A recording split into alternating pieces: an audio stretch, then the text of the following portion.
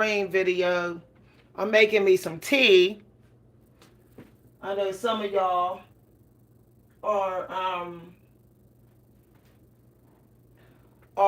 still on the channel. Okay, so let me put my tea on the pot.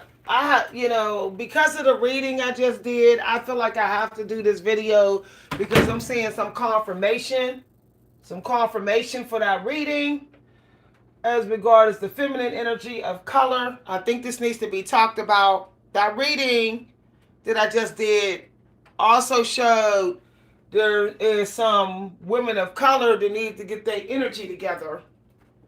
I'm just saying, y'all. It showed up in the reading. I know with the cards. With race stands for the cards and all that. Okay. I'm gonna get into this. I know this video might get me canceled. It's probably going. Some of y'all women might get canceled, but it needs to be said. It showed up in the reading, and then I saw confirmation. Okay. This needs to be talked about, especially with Black Christian women. Okay, especially. Let me get my teacup. We're gonna get this cracking. Okay. I want to see Black women, especially, to care more about their weight as they care about judging other people. Okay, I'm calling it what it is. It came out also in the cards, in the oracles today.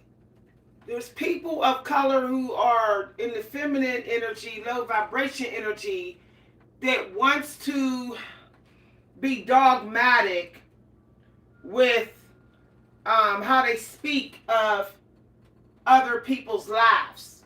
Okay? Thinking that they're perfect and other people needs to be flawless.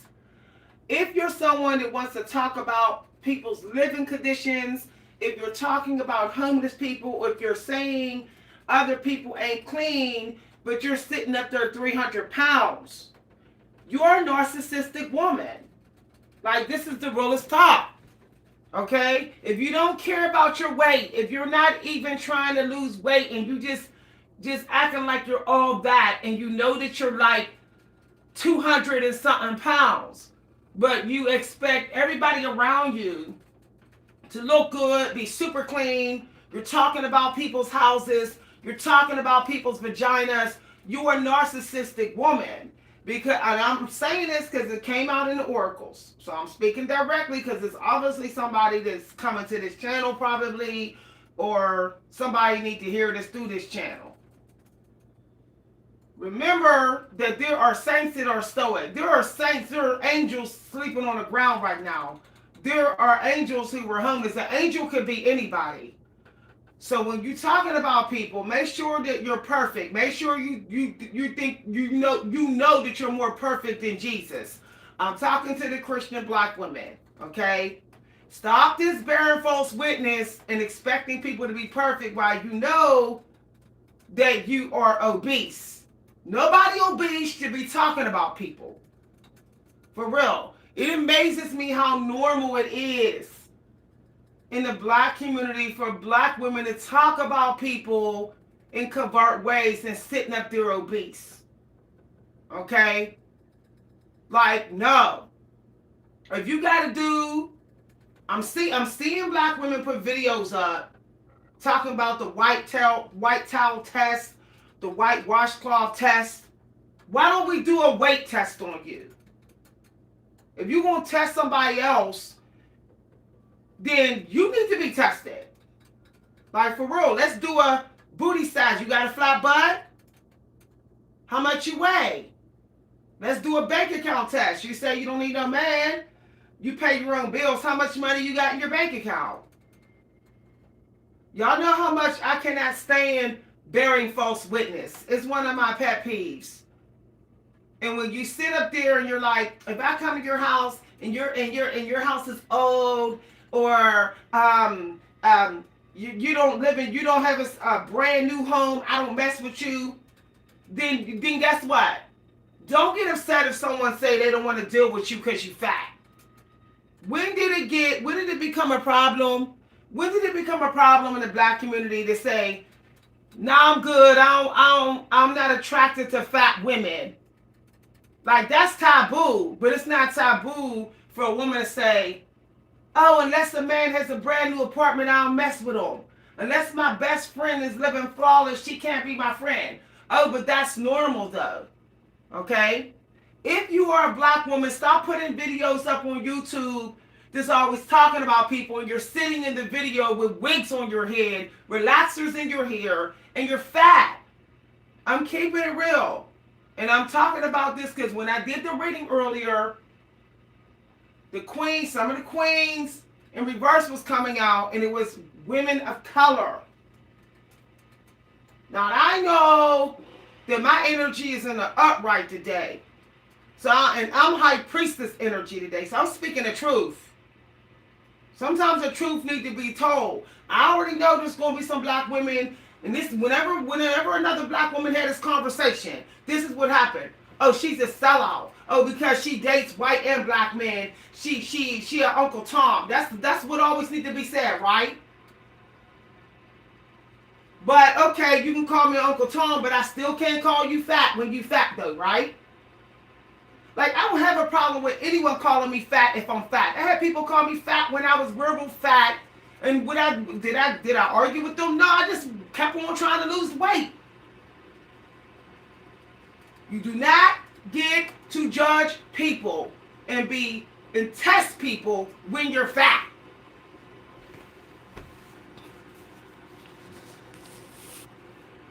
I'm saying it's like totally normal in the black community now to say I can say whatever I want about somebody except that they fat.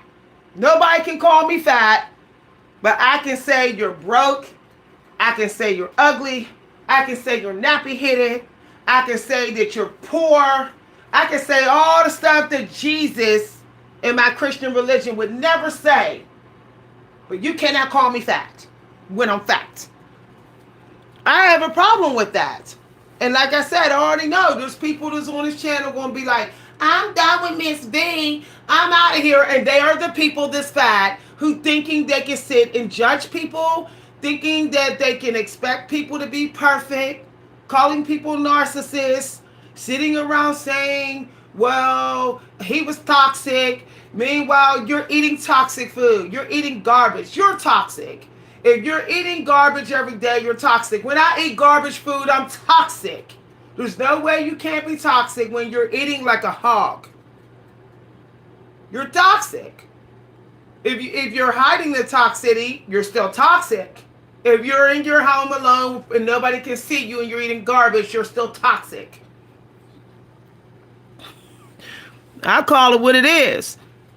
Now, here's what I'm saying. Anyone obese or not. See what I'm saying? Like, anytime I talk about obese, people got to add everything else. It doesn't matter. Just don't be negative. Shut up. We're talking about fat. That's what we're talking about. Okay?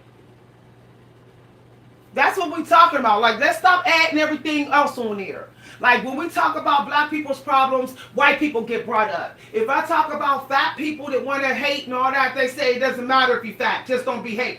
Why can't we just talk about obese problem in the black community and that is normalized while being toxic? Like, why can't we just talk about that? No. We're talking about, and I'll keep it real. This is why I wish Cole Robinson didn't getting kicked off YouTube. We did need his energy on here. Because people think everyone has to walk on eggshells about their weight. But everybody's so comfortable with saying what they want about LGBTQ, about interracial relations. I hear so many black people always talking about interracial couples. Oh, she married that white man for the money. He married the white woman for the booty. It's always some toxic reason. She can't talk about being black or she's sleeping white and all this other stuff. They can say all that, but we cannot talk about obese in the black community. The funny thing is, In the white community, they can't. They're up on YouTube talking about obesity. They all up on it. But if you start a YouTube channel speaking out against obesity and you're black, you will not get black supporters. I'm telling you, guaranteed. Guaranteed. They're not gonna sub. They're not gonna donate. They're gonna say you're fat shaming. But I'm sick and tired of 4C here shaming. Only complimenting 4C here when it can kind of look 3A. I know because I go through it on this channel. I don't get no compliments on this channel when my 4C here is blown out in the fro. I don't get no compliments on this channel when my 4C here is even and with a blowout. But soon as I go here to do a 2-strand twist, all kind of compliments come in the comment box. To me, that's covert hair shaming. It's like, oh, I don't have nothing nice to say down, so I'm not gonna say nothing at all. But you just told me right there that you don't like what you see.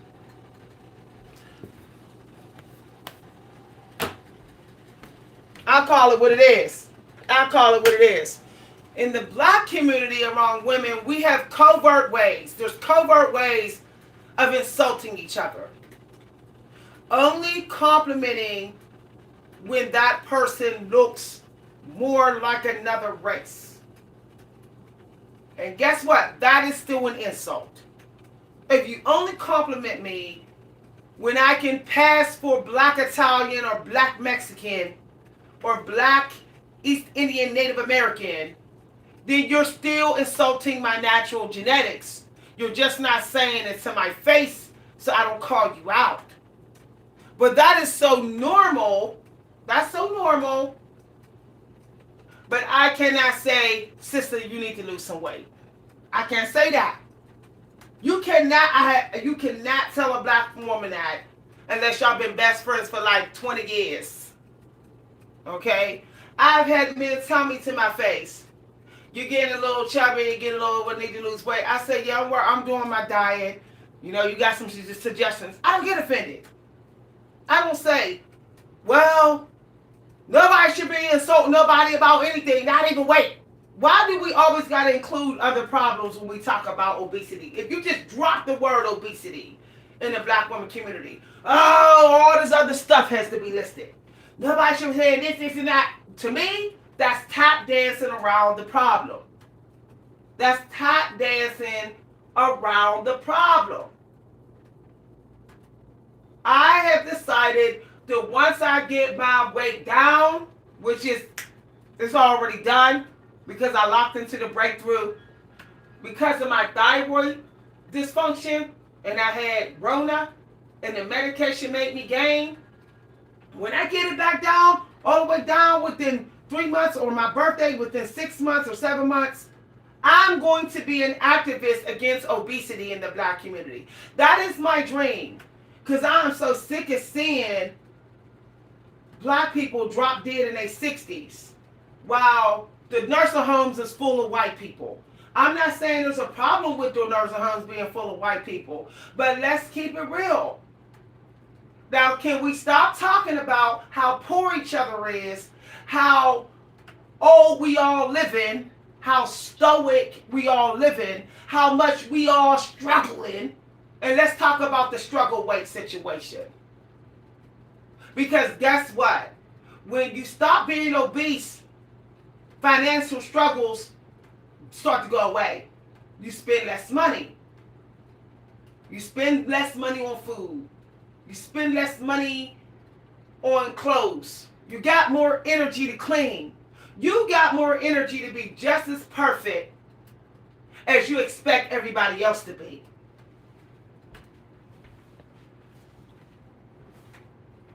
Like I said, I'm going to get canceled. I'm going to get canceled. But I'm standing on this. I'm standing on this. Don't talk about people if you're out of shape. Okay? Stop expecting perfection from people. Let me tell you something. The people that are putting up videos expecting perfectionism, those are the people I was saying in the reading that got that Virgo energy in reverse. Their Virgo is in reverse, and their fire and their earth is in reverse. They're not going to get the 10. The Creator don't expect perfection from us. The Creator don't even expect us to live in perfect homes and make all the right decisions every single day and could be completely dust free. Plenty of saints were walking up the streets dusty as hell, but closer than God than all of us. So it needs to stop judging people by their situations and start judging them by the content of their character. And start saying, if you're going to judge me by my situation, my living conditions, my financial status, my family, then you better be ready for me to judge you by the content of your damn character. Because you just told me all about it. You just told me all. I know now your character.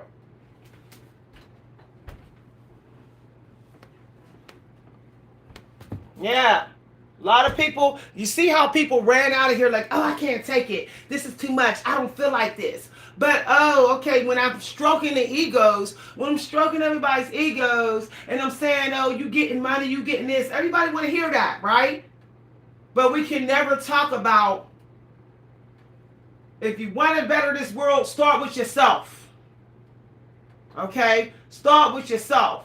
If you're going to say anything about anybody's situation, you better show your entire situation to them. If you talk about people's homes, you should allow people to do walkthroughs in your home. If you're going to call somebody ugly, you need to allow the men to rate you. If you're going to say somebody's out of shape, you need to get in a swimsuit so everybody can see your body. This is the realest talk. Or just shut your mouth, especially when it's time to get the bag, because that's the time right now. You shouldn't be judging anybody and being picky and critical and perfect about everybody while you're trying to get the bag. Mind your own business. Mind the business of your home. Mind the business of other people's life. Unless you got something to teach that you're practicing, shut your mouth. If you're going to show everybody that you're practicing it, if you're not going to, shut your mouth about it. It makes me sick when I see, my own race sitting up there saying all this stuff about everybody else, but yet they don't never show that they're doing it. Okay? If cleanliness is next to godliness, how clean can you be? How clean can you be when you're eating garbage? Just because you look good on the outside and you took a bath don't mean your insides is clean. Your insides is not clean if you're eating hog food. If you're glamorizing eating dirty hog food, because that's what you're eating when you're staying obese. How clean are you? Like, I'm keeping it real. I know I wasn't that clean inside when I was 250 pounds. I would sweat and I would smell the garbage food. I would smell the pork. I would smell the junk food coming out of my pores. Let's keep it real.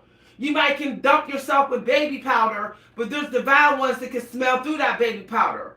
That, hey, you may have some nice clothes on. You may have showered, but we can still smell what you ate.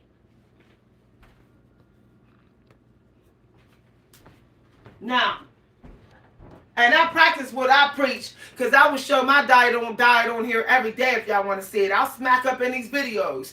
Fish, bread, string beans, and juice. That's what goes on in here. I told y'all in the other video, you could dismiss me with the beef. I'll do beef one day a week. I'll do beef and pork one day a week. And I'm literally praying to God after I eat it, and I'm eating a small amount, only because you can't eat fish every day. Other than that, or turkey, I'll eat turkey. I'm totally, almost completely against beef and pork because it's unsanitary. It's unsanitary, especially for me as a woman of color with my sweat glands. What is the point of walking into a $2,000-$3,000 apartment and you know that your diet is unsanitary? You don't even deserve it. How do you even have that? The Creator didn't give you that. How? You don't care about yourself. Do you see a bunch of saints walking around 300 pounds? No. Was Jesus 250 pounds? No. If that is the sin of gluttony, if you're celebrating the sin of gluttony, then how in the hell are you living in a $2,000, $3,000 luxury apartment? Then you must have been in gluttony energy, overworking yourself, being a workhorse, being a work slave just to get it. When people are in gluttony energy, they are scared to go without. They are afraid to be hungry. They are afraid to live humble. They are afraid of, like, oh, what if I get too skinny? I'm not going to be attractive. I need to stay big thick and call it slim thick when really I'm just big. I'm just keeping it real, y'all. Now, if we're going to talk about people and point out other people's sins, you better not have no gluttony straight up in my face. People forget that gluttony is a sin. People that forget that sloth is a sin. People forget that bearing false witness, the Creator can't stand it. That is one of the 10 Commandments. So if you're going to say, Christian, don't be having no sin up in my face and expecting me to live as rich as you. Because the Creator say, a rich man has a hard time getting through the eye of has an easier time getting in through the eye of a needle than getting into heaven. If you're thinking of your property rich, your cash rich, your clothes rich, your jewelry rich. There's body rich too. There's weight rich. What about that one? I call it what it is. I call it what it is. We need to be talking about that. If we as Black African Americans learn how to glamorize being hungry, we would probably be richer. Like, this is the realest talk. If we stay out of the buffets, if we stay out of the grocery stores and stores all the damn time, we would probably be richer. We love to say the white man is leaving us in the dust with the money and the things they got. But when they walking around humble looking, that's the reason why. And we don't talk about them. But each other can be humble looking. But we can both sit here fat and be like, it's good, it's all good. Gluttony is the truth, right? No, it's not. When I saw how gluttony kept on giving me delays and blocking my blessings over and over and over again, I realized how serious that is. Like, that is as serious as people claim keeping your house clean. I go to Black women's house and I keep my house clean. It's spotless. But I'm like, okay, but you're still normalizing gluttony. You're still normalizing hanging out with alcoholics. You know, like, y'all drunk together up in this clean home. You're glamorizing being with somebody who's lazy. You're glamorizing just always putting your money into your property and not into an actual new business, a property to rent out. You're not glamorizing that. You're glamorizing debts that you think are assets. You're glamorizing paying $20,000 on a car, and that is not the car note. That's not even a car note. You're glamorizing that. While you're still sitting there 10 years away from dropping dead from all that weight, while you're 10 to 20 years away from needing a liver donation. Like, do y'all know that the doctors can do a test and tell you your risk of getting certain organ diseases? They can tell you that right now. You go to tell you. Based upon your blood work, how frequent your blood work stay the same according to your diet. I have a family member that found out that if they don't stop smoking very soon, within 10 years, that there'll be 70% risk of having lung cancer. That is what the doctor told them. If they don't get their cholesterol under, they will be at 70-something for the risk of having liver problems. So if you're sitting there and you're over 40 and you're a black woman and you're like, oh no, it's okay. You're going to wake up 20 years later, because that's how fast life go by, and you're going to be 60 with a box of medication like my mom was. Because she spent 15 years, okay, with being thick and big. Okay. It doesn't get easier to lose weight. It gets harder when you get in menopause. Harder. So let's talk about that instead of how perfect other people should be living. See, it's easy for women under 40 to sit up there and just bear false witness and talk about other people's living situations. But I want to see them do that when that weight won't come off when they hit 45. Because that's what's going to happen. If you're a black woman under 45, you better lose that weight right now before you're fighting. You're literally in the ring with the devil day and night with that weight. And then you're going to say, why did I waste my time entertaining toxic people and talking about people when I should have been trying to get in the best shape of my life before I turned 40?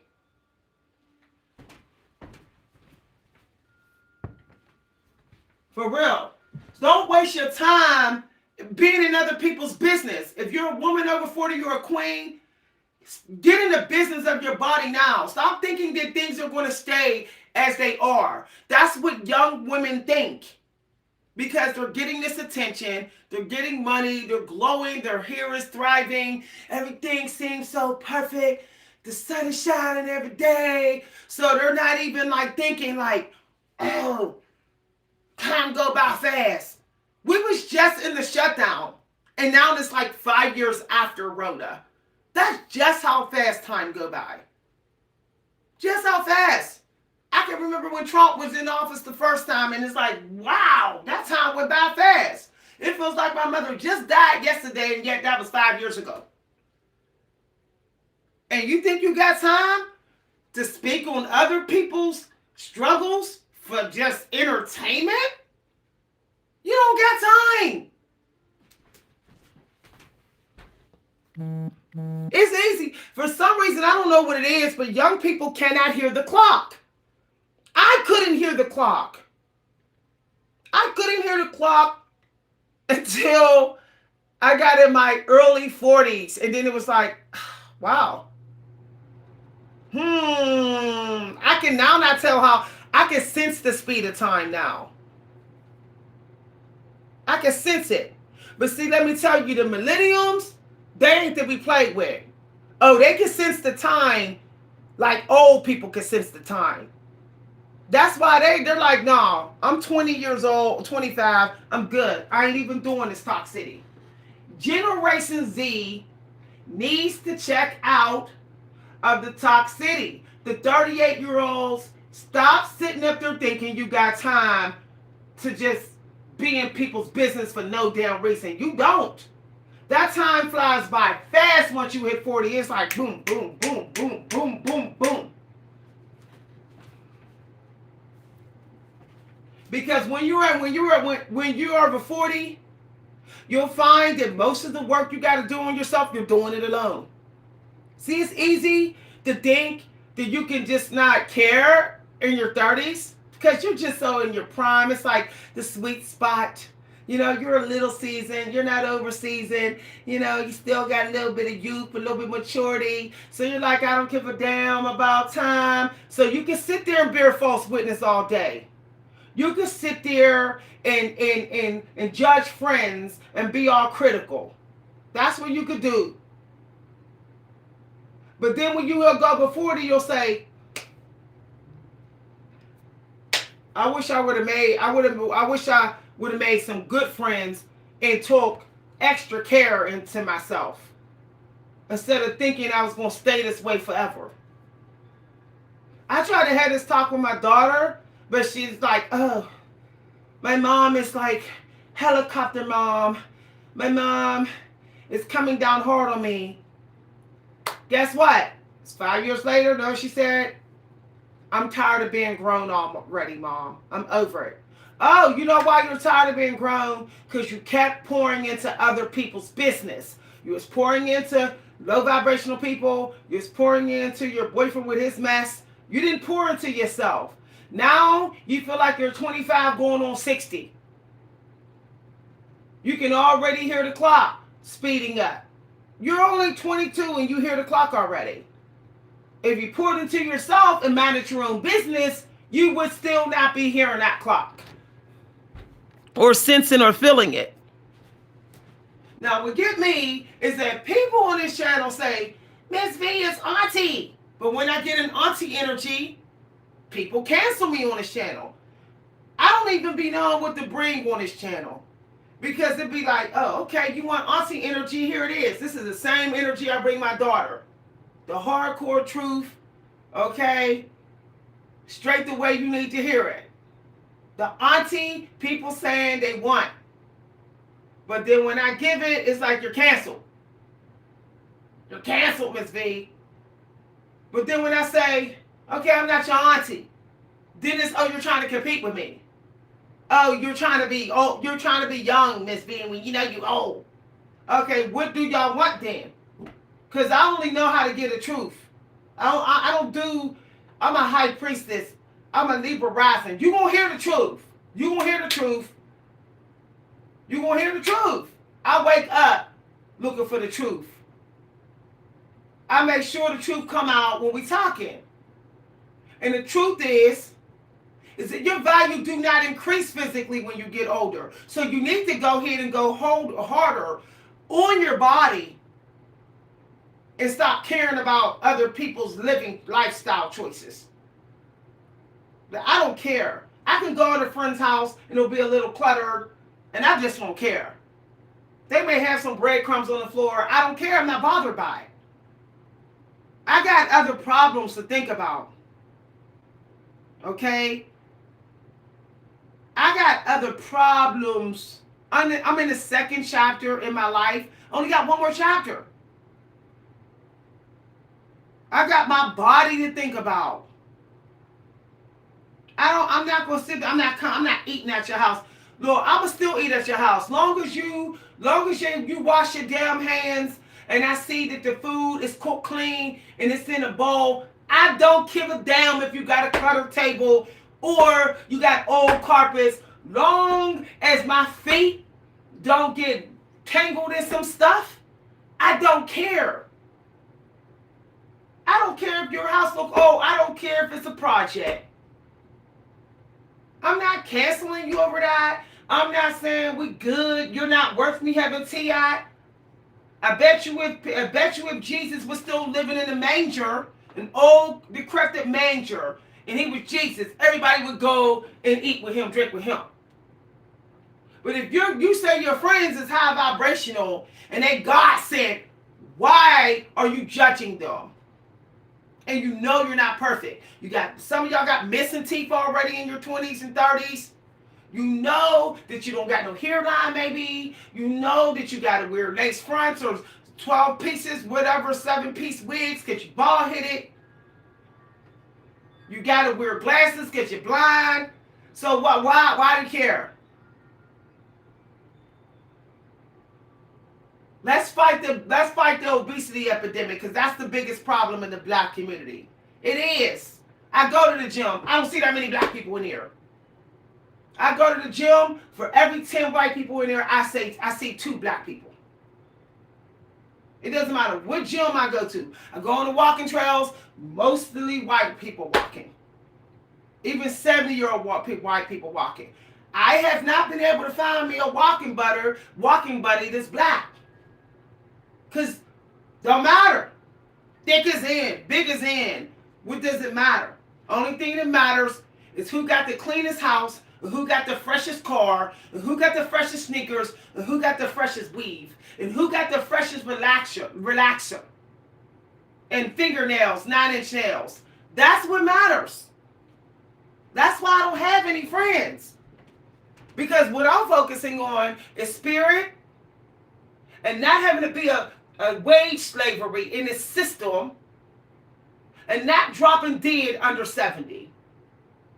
I don't have any parents alive. They both dead under 70. I have a brother dead under 50. Every single one of them did not care about their diet or their weight. They didn't care. So my point is, and my mother had the cleanest house you can ever see. Anybody else say you can eat off the floor of my mom's home. That's how bright and clean it was 24/7. But she was plenty of weight overweight. And the day that she dropped dead, she was eating a plate of beef. Clogged artery, dead. Dead. Dropped dead in her hallway. And what she was eating? Beef. How much did she weigh? Over 200. If you're so thinking about, and I'm saying this because it came out in the reading and then the person showed up in my news feed, I said, see, I knew it. I was reading on the YouTube energy. And it's starting to come true. The reading is coming true. I'm seeing some women of color coming up in my news feed like it was in the reading, being all dogmatic. Like, oh, I want to talk about how I want to talk about, and it's YouTubers, because when the queen in that position comes out in that reading, it means a YouTuber. And this queen came up in my YouTuber very out of shape talking about people. And I'm like, there she is. There she is. There she is. And then I saw other ones popping up down in the, later. And I said, ooh, I'm just going to go ahead and hit do not recommend. Because I really don't want to hear us talking about how poor and unkept each other is when we got a heart attack is the number one killer of black women. Can we please talk about obesity?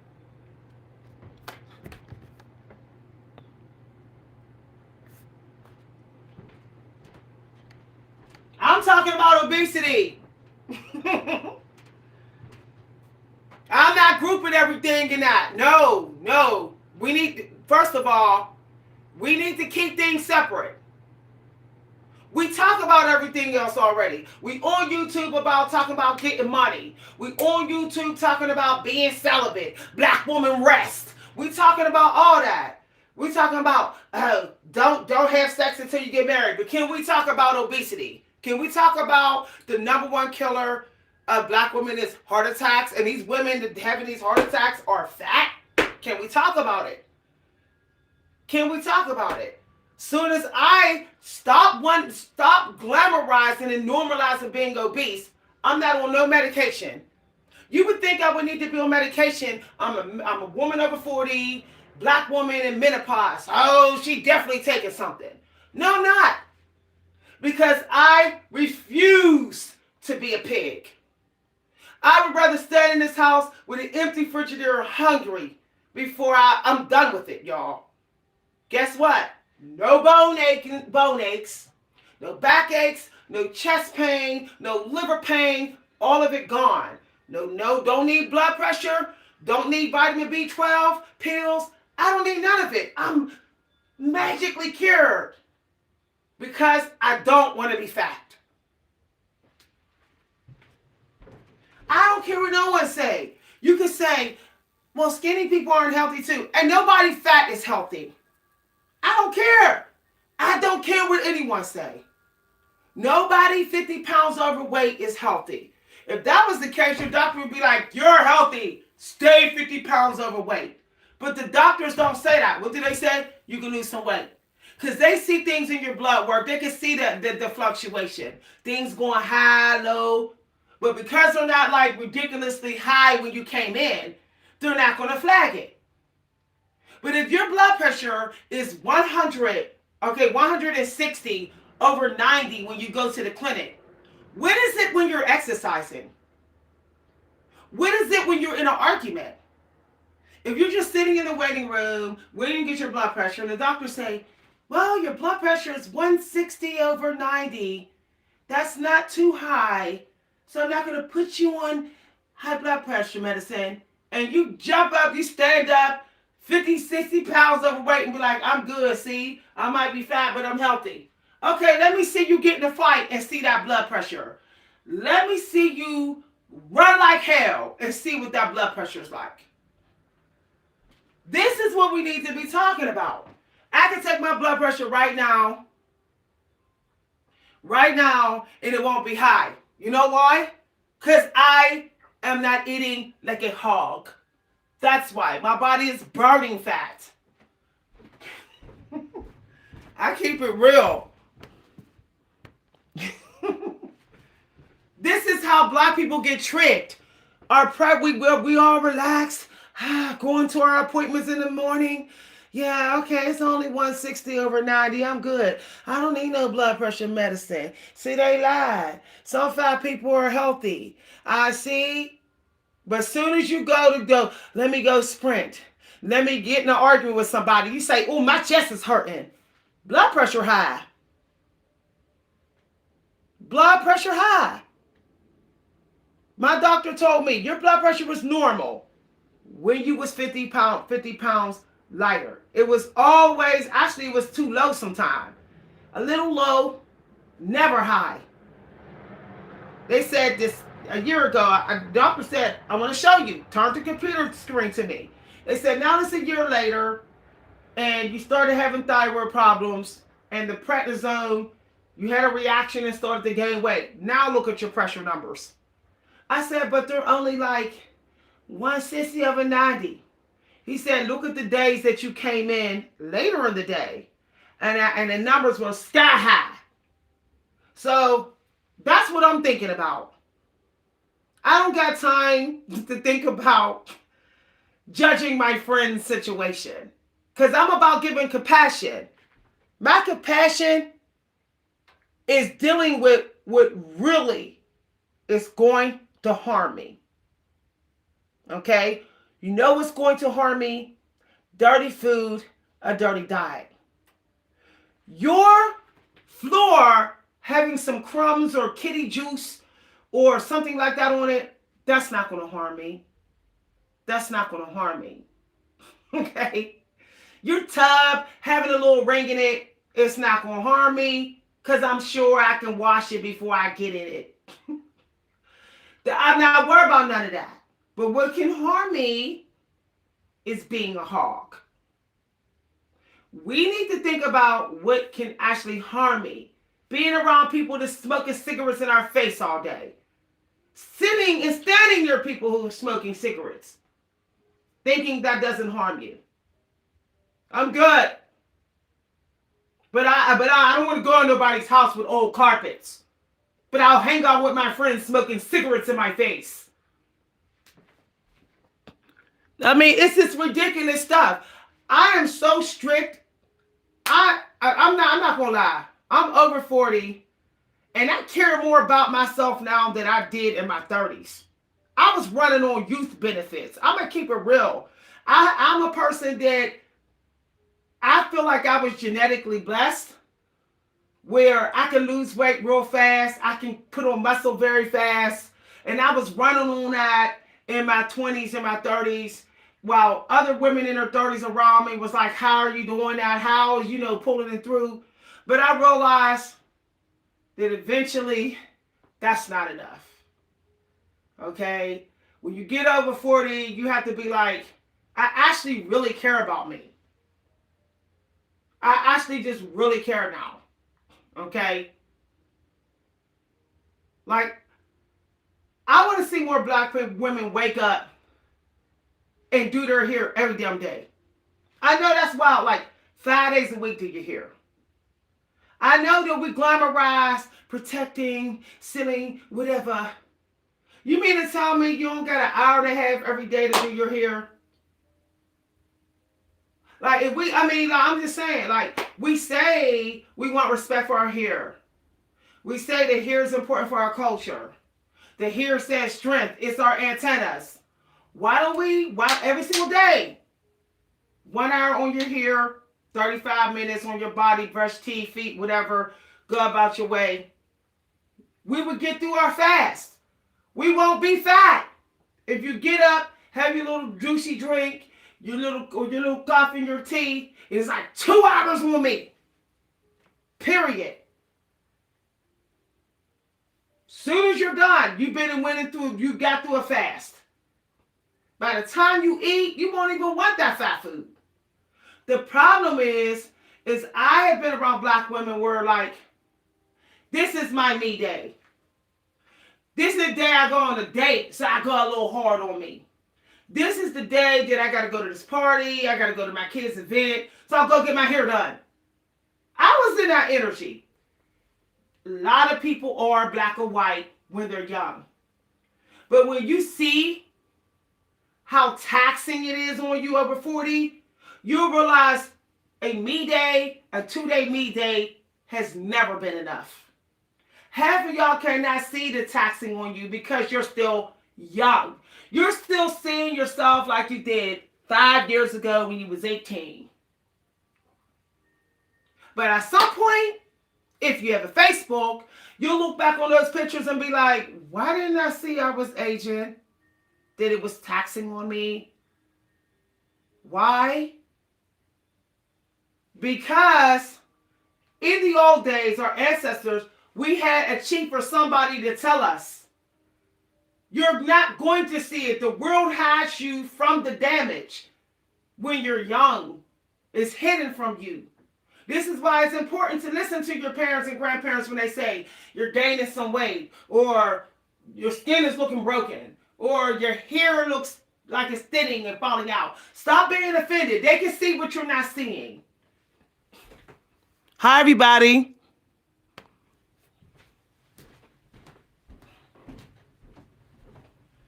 I say stop getting mad. Stop getting mad when we had these conversations, y'all. Let you get tired. Let you get tired of your sins. Okay? Get tired of it. Say, I ain't got time to talk about people. I got to get these sins out of my life before they catch up to me. Okay? That's what I gotta do my little 7 deadly sin check every damn day. Am I gluttony? Am I sloth? Am I dealing with vanity? Am I dealing with envy? Am I dealing... Like, go down the list. You know how we have a grocery list? We actually need a 7 deadly sin list on the Frigidaire. You ain't even got to be Christian. Just look at it like you protecting your chakras. You protecting your longevity. You're protecting your mind. Because when those sins are not taken care of, your mind pays the price. Vanity destroys your mind. Gluttony destroys your mind. Sloth destroys your mind. And you can't get a new brain. There is no way to get a new brain. Because people can just easily get all this work done on their body. That's why it's like, I don't care what you say. I'll go get a tummy tuck. I'm saving that for a tummy tuck. I'll get a facelift. I'll get Botox. I'll get dentures and partials. Doesn't matter. I'll just go. I don't care what you say. That I got to get some vitamin D because I'll just slap a wig on it. If I go bald head from staying indoors all the time, I'll just slap a wig on it. See, I don't like that we're so privileged. There's all this get out of jail free, get out of the sin free cards out here. I don't like that. But there's one thing you can go out there and get, and that's a brain. That's why it's important to mind your business so that you don't get early onset dementia for doing all them sins all the time. All them sins, that's taxing on your mental health.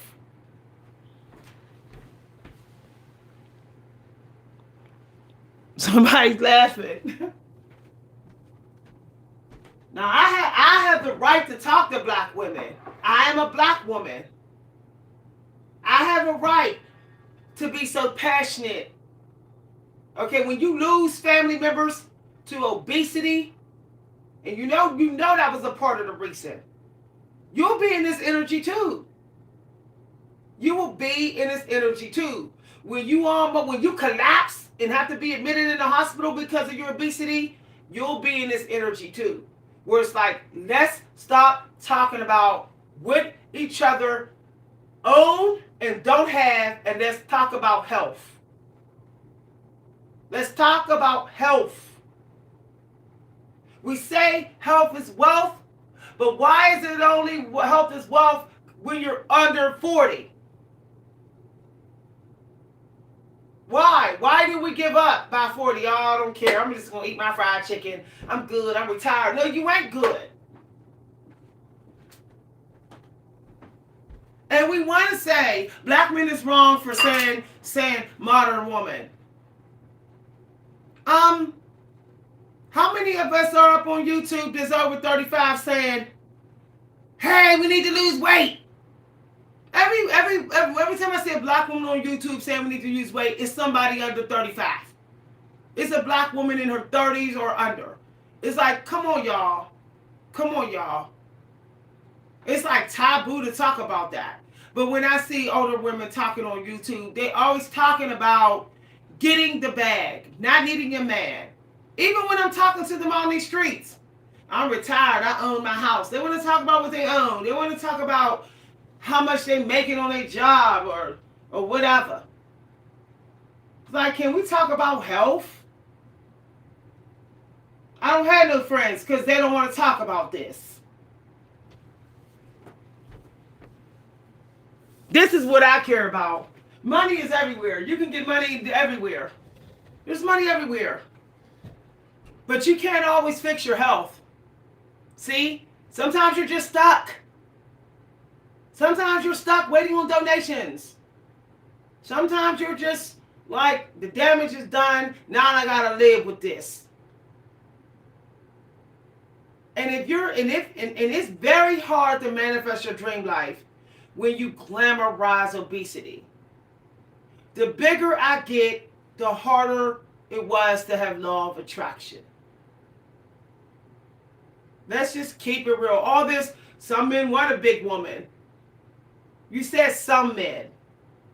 But every man will take a leaner woman. Every down man will take a leaner woman. Even the ones that like big women, they still ain't going to take a lean woman. No, they're just never going to tell a big woman that. They're never going to say, hey, I don't like your body because you're a lean woman. They're never going to say that to a lean woman. But they'll never tell a big woman that. And that's the cold, hard truth. I have a brother that told me that. No, we don't. Older women especially, all obese. No, we ain't into that. But we still thinking this don't matter. We can just keep talking about other stuff.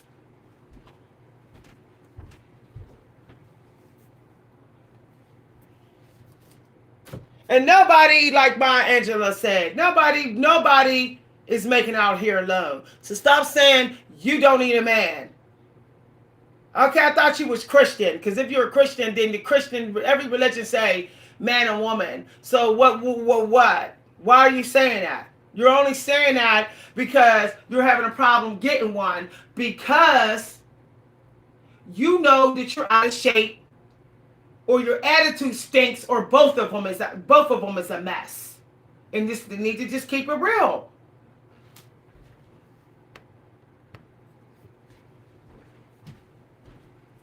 Y'all, I'm telling you. An old woman that's 60 years old that's in shape can get a man. A 40-year-old woman that's real out of shape, she'll get less men than the old lady. And that's the truth. So let's just talk about that.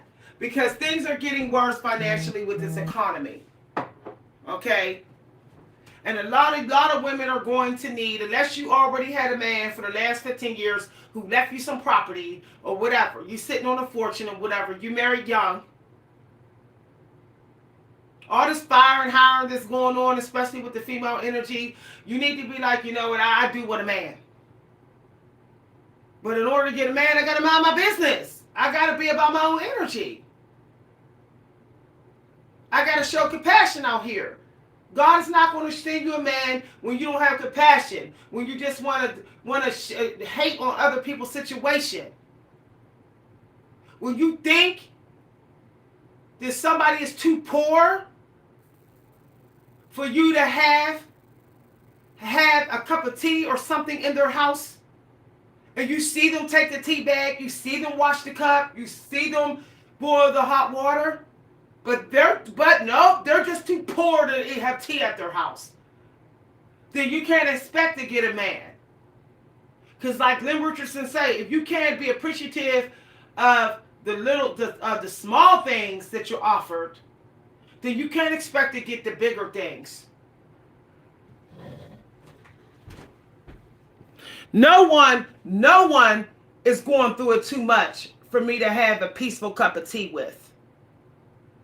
For us to stand at the stove and bake some cookies together. No one is suffering that much for me to say no to them with that. Unless they straight up demonic, evil, vicious, criminal, I'm not saying no. We can stand here. We can even do this with some paper plates if you don't got no dishes. We can do this with some napkins. One bowl, whip up the cookies, the instant cookies.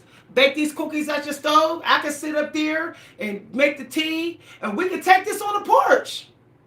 If your house is cluttered, if you didn't have the energy, you're depressed, you're traumatized, so you can't clean, I'm not going to judge you for that. Matter of fact, I'm going to step in and ask you, how can I help? I'm not going to just turn down seeing you. I'll say, can I help you with this? And then we can go into the cleanest part of your house if you're okay with that, and we can have these tea and these cookies that we made together. If you can have a friendship and love with someone when they're at their poorest and their worst and their most struggling, then how can you say you're worthy to being in the kingdom of heaven or heaven to come to you on earth? It's not coming. It's not coming. Me and my siblings were always gifted. We're all gifted in something. My sister's gifted in ceramics. I'm gifted in writing. My little sister's gifted in photography. My brother is a gifted artist. We all went to gifted schools, performing our schools. We were the gifted siblings. But we came from almost nothing. We had one little room, 2 beds, couple of bed sheets, shared toys.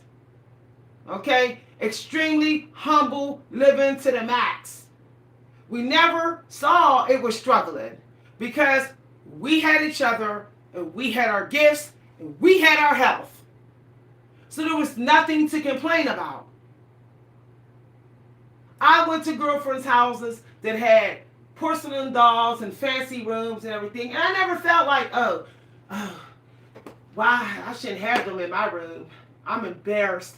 I never felt like that because I knew I was the stuff. I knew me and my siblings were the stuff because we had the inner power, and we had a clean bed to sleep in. We had clean dishes. We had clean food. We had a clean toilet. We had a clean tub. Okay? We had swept floors. That was good enough. That was good enough. And we all was lean, and we all knew how to cook, and we took care of each other.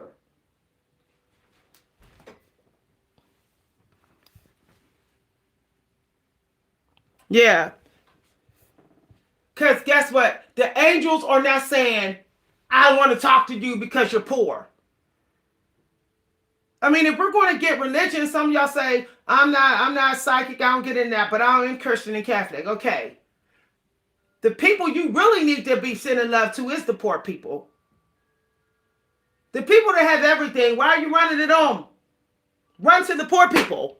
Run to your poor friends. They're in there depressed, beat up and battered and bruised by who knows who did it. Some of them don't even know who did it to them. They were sexually assaulted in their sleep as a child like I was. I was literally raped in my sleep, and I don't even know who did it because it was in the dark. I have to live with that for the rest of my life of knowing someone violated my body as a teenager in a very dark room. And it was one of the people in the room that snuck and did it. Okay? If I was in here broken down like this is taking a toll, I can only clean my house one day a week.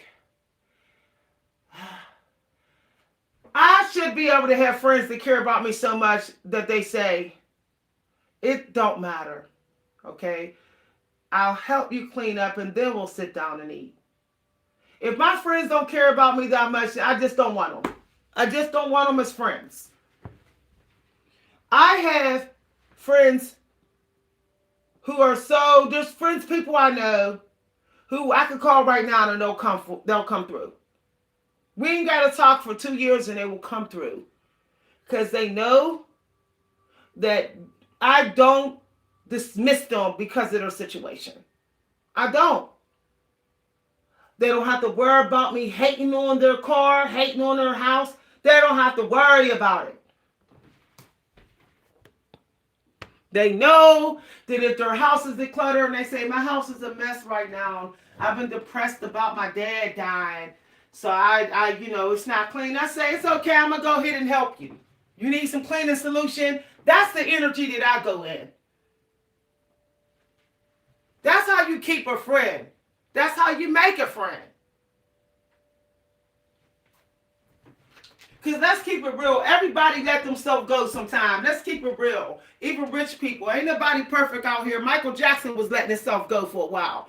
Ain't nobody perfect out here. But just because your time, somebody's time, where they're not letting themselves go, they think they can speak on, they think they can hate on me and say, oh, I'm not effing with you because you trifling right now. Okay, I should pop over into your life unexpected and see how clean you are. I should just come over your house unexpected, and you better open the door, and you better be washed, clean drawers on, with a perfectly clean house at any time of day. Let me see you do it.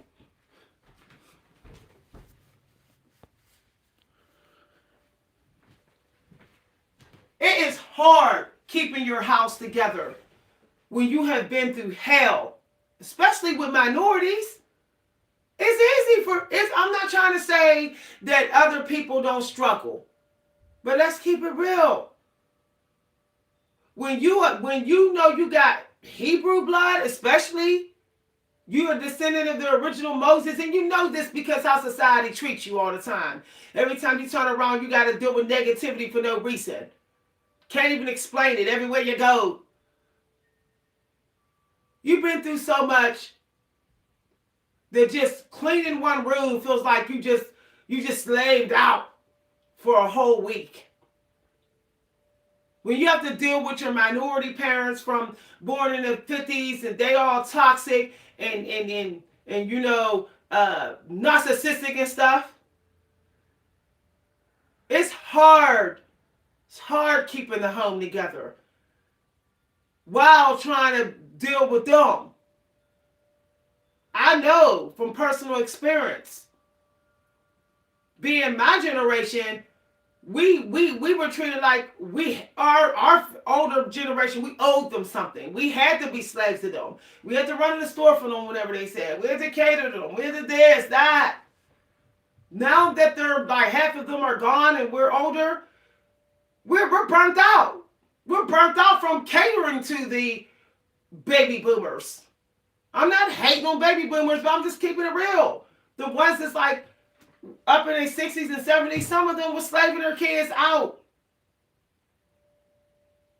I can remember needing rest in here. And my mom's like, come, take me here, take me there, and I would be like, see, this is why I don't have no energy for me.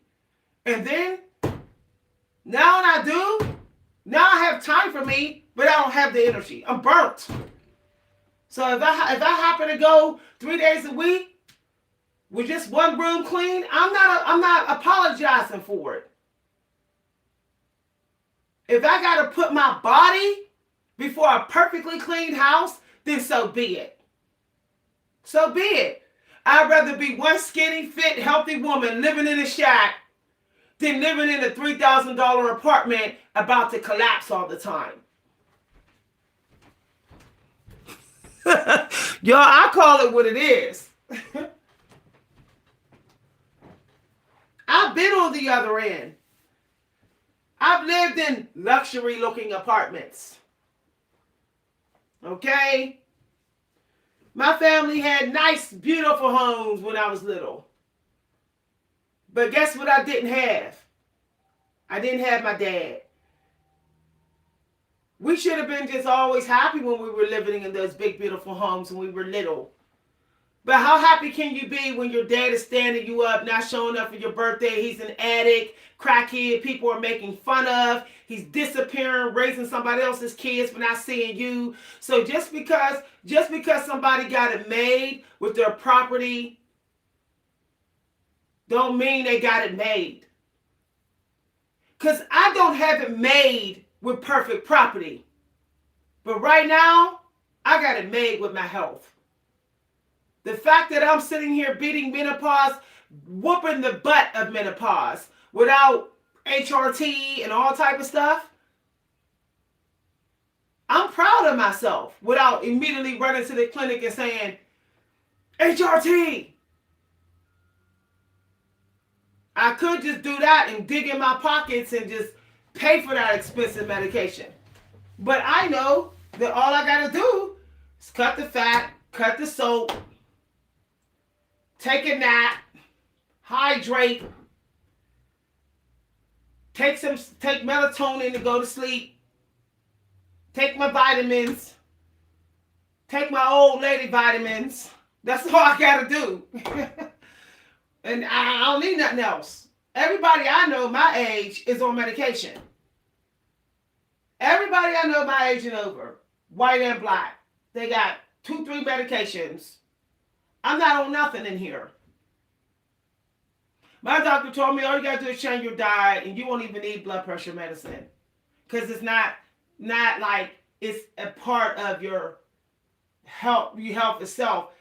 He said mine's a trigger from fight or flight and stress and diet. I said, okay, there it is. It's gone. Gone. So I feel like this. Now I was able to cut off narcissists. Do you know how hard it is to cut off narcissists when you're unhealthy and you cannot work hard for yourself because you're out of shape? And you can't even meet nobody new because you're unhealthy. People can sense when you're unhealthy. People can sense when you don't care about yourself. And when you're dealing with narcissists, they are looking at this. And they're saying, I could do you any kind of way because you can't get nobody else because look at you. And one way to really get rid of those narcissists is to get somebody else. That's how they're getting rid of you. Even though you're innocent, they're getting somebody else to get rid of you. To be able to do the discard as strong as they want. So if you're like, I want these narcissists out of my life, take better care of yourself. And believe me, you'll get caught up in so many other people, they'll just vanish from your life. You won't even have to get rid of them. They'll see that you just don't give a damn anymore.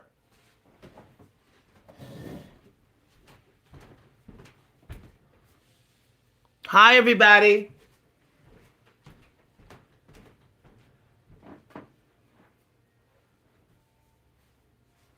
I'm telling you no lie. Your number one priority is to take care of yourself.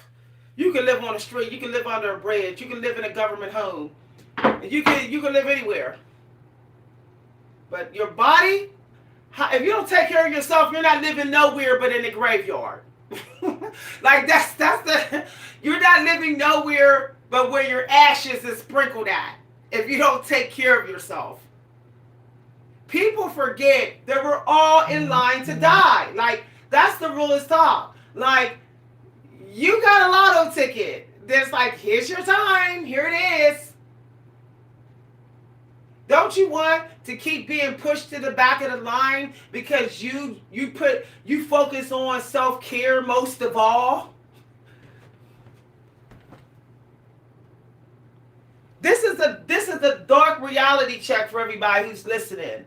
And this is the perfect time to talk about this because we're coming up in the earth energy with January. And when it gets to that earth energy, some people think that they can be reckless with their energy. Reckless with their food, reckless with their money, ordering all that takeout, okay, gambling with their health. No. Talking about people's homes, but gambling with your health at the same time. I know people in that type of energy in January. I know I have a family member in that energy. They love to talk about people's homes and talk about people's money situation while they are sick as a dog. They're sick and out of shape. I'm like, okay. I bet you I'll live longer to see my money grow than you will. unless I get in a freak accident or somebody unalives me. I'll live longer than you because you don't care about your health. You only care about money and property. The real celebrities that look good for a very long time, like Angela Bassett, they care more about their health. I really hope that we get more black role models that talk to us about health. I'm sick of all this constant talk about money, money, money, money, money, money, money, money, money, money, marriage, money, family, money, property. The obsession with it is like deep, like I don't even need money to get skinny. Nobody needs money to get skinny. Everybody can afford potatoes. A homeless man can afford potatoes. You can get skinny off potatoes. You can just cut everything out and get nice and ripped and skinny just eating potatoes only, like the Irish people would do. There's times the Irish people, they would just have out potatoes for 4 days and then meat and potatoes the next 3 days. That's why they look strong and muscular and, Viking looking and stuff. How about that? Let's think about how thrifty we can be with our money. How thrifty we can be with our money so we can look better. Physically. Not butt naked. When we step on a scale.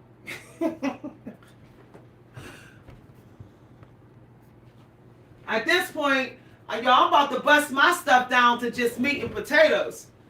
Turkey and potatoes. What is the point? What is the point? What is the point of eating fish now? It's like I'm depositing a pint of blood in these grocery stores just to get 2 pieces of salmon. That's how expensive it is. It's like I just gave you 2 pints of blood for this. Like, that's how I feel. Well, I'm about to go Irish on this. Simply because I should not be spending boatloads of money to get in shape. Our ancestors didn't. They woke up sometime and just had a beer and went to work. The African Egyptians in Egyptian time, they didn't even eat breakfast. They had a piece of bread and went to work. Or they had a beer and went to work. This is totally true. Look it up. That's how important it was to keep their bodies in shape and keep money in their pocket at the same damn time. Because no one was going to bail them out. There wasn't welfare, see?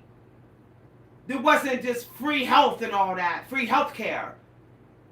Some of them had to operate on themselves and all type of weird stuff going on out in the desert. So they knew how serious it was to be like, I need to eat only what's necessary. And really, meat and potatoes is all you need. We don't even need vegetables. That's just how crazy this is.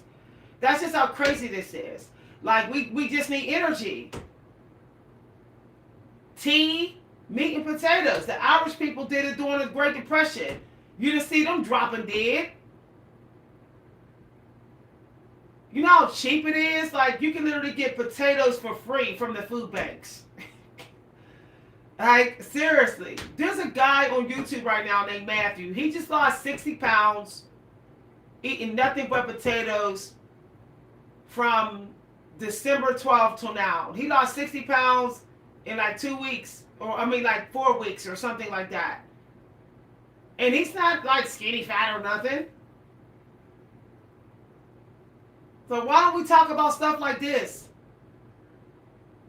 Why don't we start glamorizing eating poor man's meal from the earth so that we can afford to pay people to come clean our homes?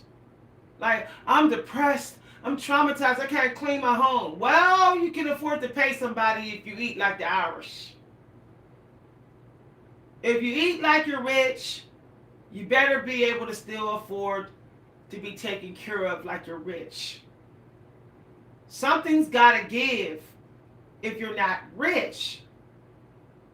But you can't give up on your health. You can give up on everything else, keep it real. You can give your baby up for adoption if you want to. You can give your man up.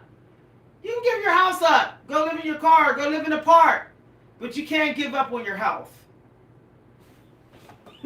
Y'all, this is the realest video. Hi, everybody.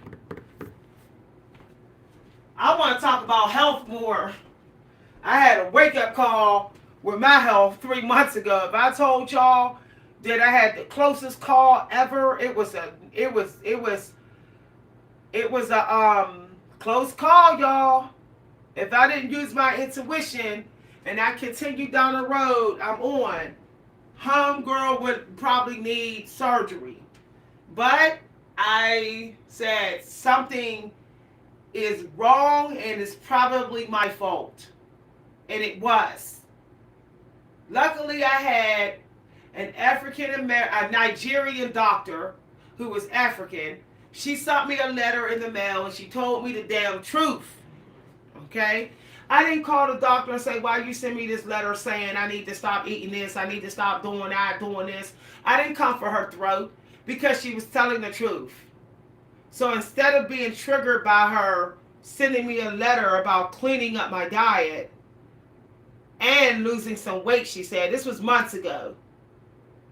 I didn't get triggered. I said, I'm just going to listen to her. Even though I did not ask for this mock-up, whatever this is, this deep diving into my blood work, I didn't ask for this. I am going to take it as protection from God and listen to her.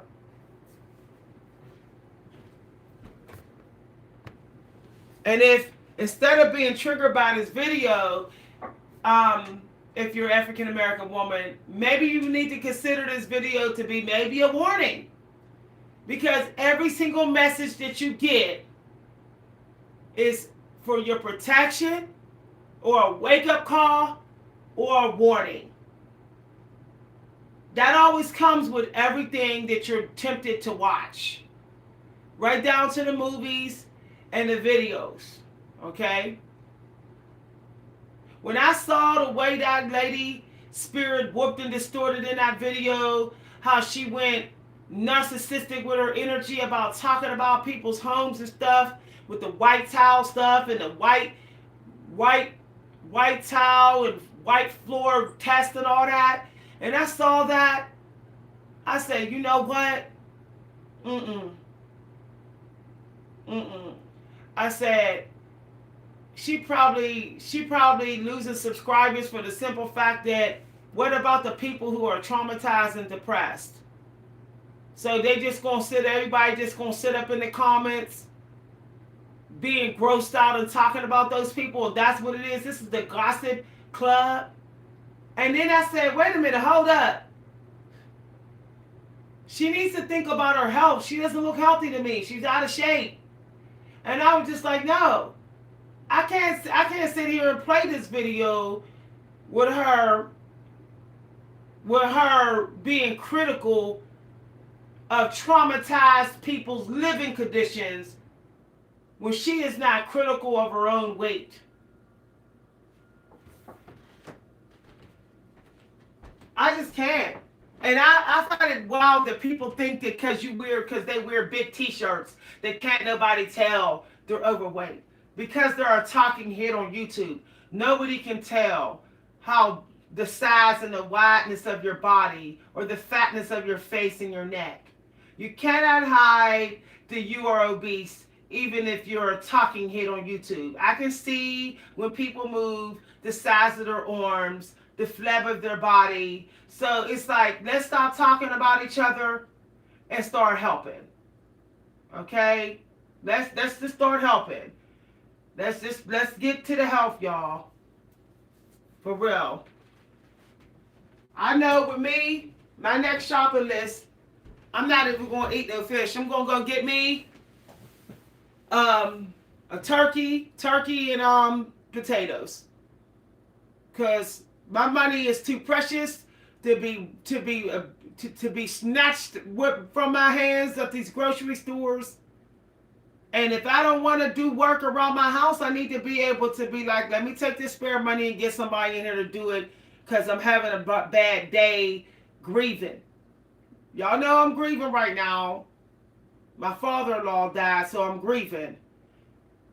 Now, I'm not thinking about keeping a perfect home while I'm having breakdowns in here. Sometime crying or like, whoo. I'm not thinking about having a perfect floor or perfect tables and stuff. That's far from my mind. But I'm still thinking about my weight though. I'ma always think about my health. Sick and all. I mean grieving, sad and all.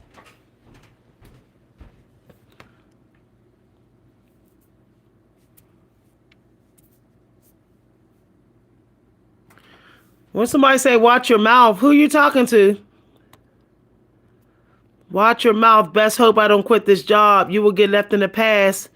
Who you talking about? Luke Street, who you talking about?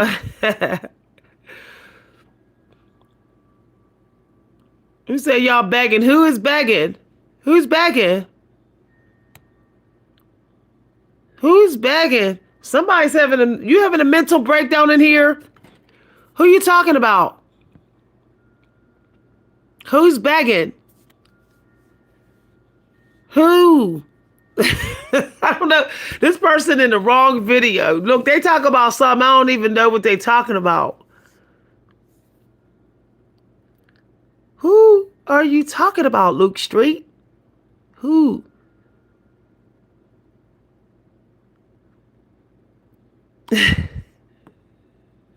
Who's trying too hard? Who? I have everything I want. My destiny is spiritual. My North Node is spiritual. I'm not supposed to chase products and stuff like that. So I don't give a damn. My destiny is about self-care and spiritualism and inner power and helping people with transformations. My natal chart clearly say I'm supposed to be helping people have transformations by setting an example and having my own transformations. And I'm not allowed to chase money or products. Okay? So you're talking to somebody else. Okay? I have no interest in starting a whole new marriage. I'm actually comfortable being celibate. Very comfortable. But I am a high priestess. So I don't know who you're talking about. I don't know. I don't know who this person is talking. Who's begging? I said health. I'm talking about Black women thinking about their health and not so much of just what they got. Okay? That's what I'm talking about. I'm talking about not being so quick to tear each other down because of their property or their cars and stuff like that. All that can be replaced. You ain't taking out what you when it die. Time gonna take that too, like it's taking you. It's taking everything you own right now. Your home may outlive you, and it probably is, unless it gets struck by lightning or a hurricane or an earthquake take it, or a bomb or a plane drop on it. Your home is going to outlive you. So you might as well not be stressing about like some house and some car. I'm not stressing about something that is probably going to outlive me and someone else is going to be enjoying it longer than me, most likely. My kids might enjoy it longer than me. They may outlive me and have it younger than I had it. Y'all, I've been telling the truth. I've been telling the truth. What I'm worried about is my legacy, my name. That's what I'm worried about. That's what I'm worried about. I done lived in many homes, home after home after home after home. And guess what? They all the same. They all the same. Toilet, bathtub, bedroom, living room, kitchen, all the same. Each have their problems. Each one not perfect. Faking like it's perfect when it's not. look perfect on the outside, but it don't look perfect on the inside. It ain't perfect on the inside like humans ain't. So let's just focus on putting our money where it's going to have long-term matter, health. Because you can't even decide how long you keep your property. You really don't own anything. The government owns every property you have. You might think you own that car, but you don't. You might think you own that house, but you don't. They can keep raising the property tax to push you out, to take your house, to sell it at auction. They can keep on raising the prices with your car. Okay? So that you're like, oh, I can't keep up with this car no more. Okay, and if you're working a 9-to-5 job, and depending on the 9-to-5 job, you don't own a damn thing. It's an illusion. You're paying $20,000 for your car without even paying your car note. That's what the average car costs you a year, which doesn't even include your driver's license. Just look at the statistics and say, what's the average amount that the human being spends on a car a year, which doesn't include their car note? $20,000. Gas, tune-ups, inspection, insurance, arm and a leg. So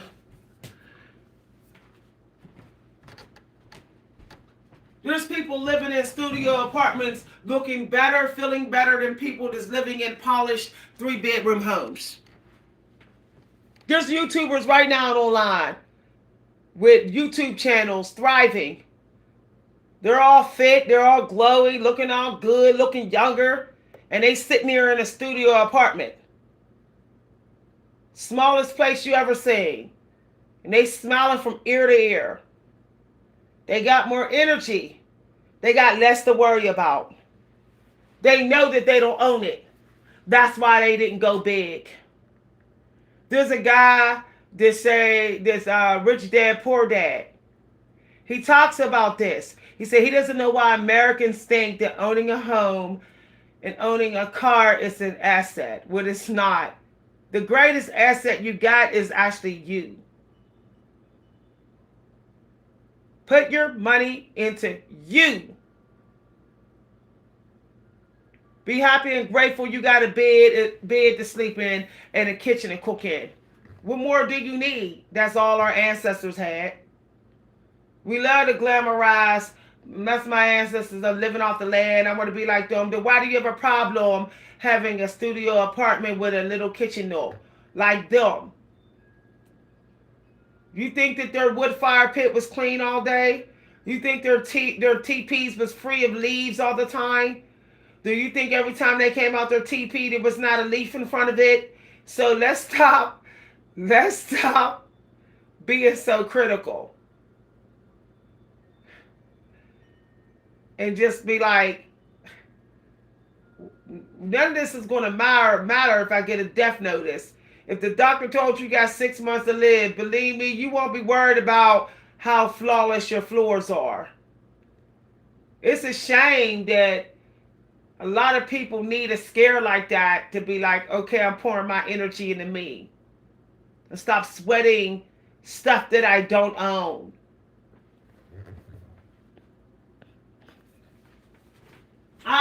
You own you. You own you. You can quit a job, you can run away, you can get away, hide away, whatever. But you don't own anything that you have. The only thing you own is the power within. And your body. That's it. Can't nobody really stop you from doing something to your body. If you want to do something to your body, can't nobody stop you. Okay? But if you say, I'm going to go ahead and cut up the land around my house and not pay property tax, they coming for you. The city coming for you. If you say, I'm going to raise hell up in this house to 2 a.m. in the morning, the police is coming for you. Okay? So the point is, put your energy into yourself. Live down so that you can be up. I would rather live very humble so I can be at my best health.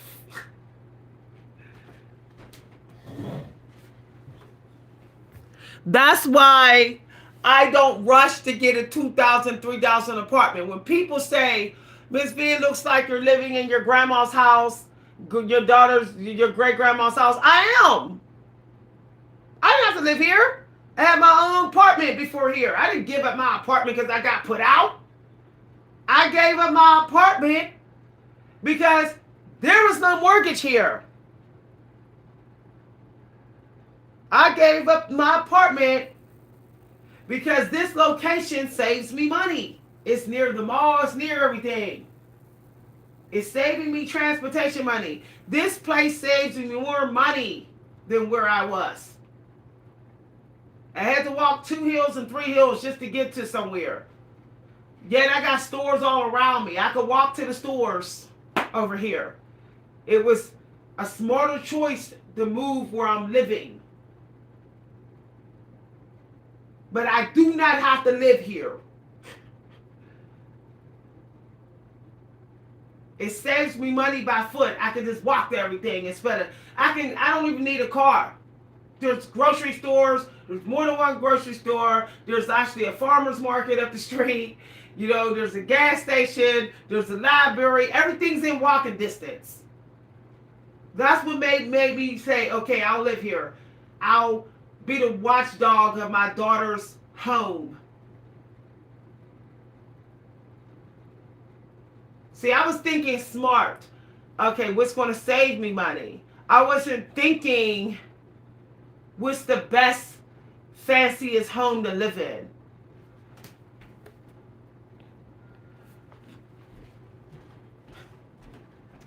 And you would not believe how much will come out of you when you're in humble living. If y'all ever notice, when a lot of celebrities get rich, they start being blocked. They gotta buy songs off of people like J-Lo. They gotta hire people to do everything. It's always better to stay living humble no matter how rich you get. The Creator don't want to fill your cup when your cup is already full. And when you're living in a fancy, spotless apartment, your cup is pretty full.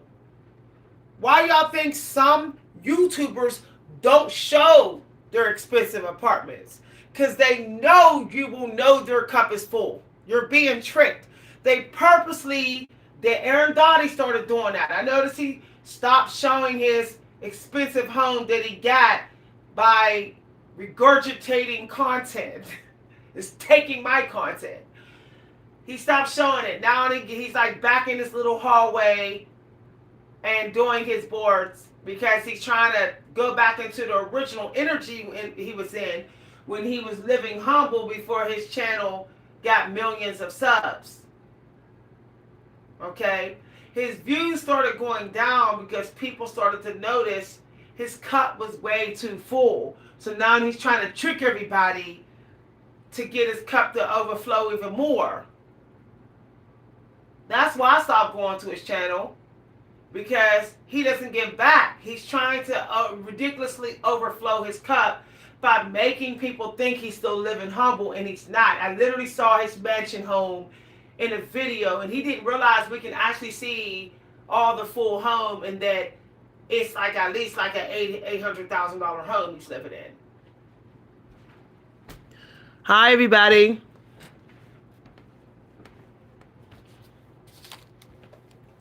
So, as I said, a poor man, a kind poor man is more protected than a rich, stuck-up, critical dude. They got to do tricks. They got to jump through hoops and get tricks to get it. They're not lucky. They got to do tricks. I don't got to do tricks. I'll just sit here and get a download and sell it and it'll make money, because I don't got to do tricks. I stay living humble. I want to say, how humble can I live? How humble can I live with the exception of getting in shape. I'll go to the playground and get in shape. That's real humble. All right, y'all. I'll see y'all later. Have a good one, y'all. Like I said, I might get canceled. Hey, it is what it is. At least I'm serious. I keep it real. Like I really want to start a health channel for women of color over 40. I just don't see it on here. I've been looking like I want to join like, you know, you know, because there's a lot of limited resources for a lot of women of color who are dealing with a change of life. Minority women who are low income, they can't afford the help for their change of life. And so they're like, I don't know what to do. I'm just sitting here getting fatter and fatter and fatter, and I just feel stuck. And I really want to do a channel for that. I wonder why people have a problem with black women helping black women, but when LGBTQ do channels for each other, everybody's for it. Like, why can't I be passionate about supporting black women without being accused of playing favorites or race bias? But when Christians start channels for Christians, they're not religious bias. When LGBTQ start channels for each other, no one says that they're group bias. When black men start a whole black man group, nobody says they're gender and race bias. I need to be able to sometimes come at black women, younger black women, to protect them from making the mistakes that I made. I wish somebody would have said this to me in my 30s. I would have stayed in the gym. I would have been a meat and potatoes eating sister with plenty of money in my bank account. Like, I'm serious. I would have waited some years before even getting a car. I would have stayed in my 1.5 room bedroom studio apartment that I was living in. Would have stayed there. I would have never cut my hair. Never. I would have never got short hairstyles, went bald head, doing hair trends, none of that. That's why I had to fight to get my edges back. I would have never got weave in my hair.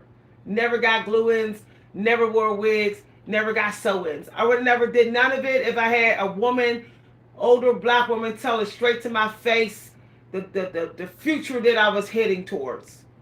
I would have had that woman tell me, if you keep eating takeout, you're gonna look like I look right now. If you keep eating takeout, you're gonna have high blood pressure. I wish I had an auntie that was alive long enough to tell it to me straight.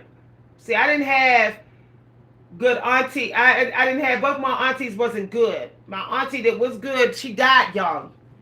So I didn't get the auntie help that I needed for my, older years, mature years.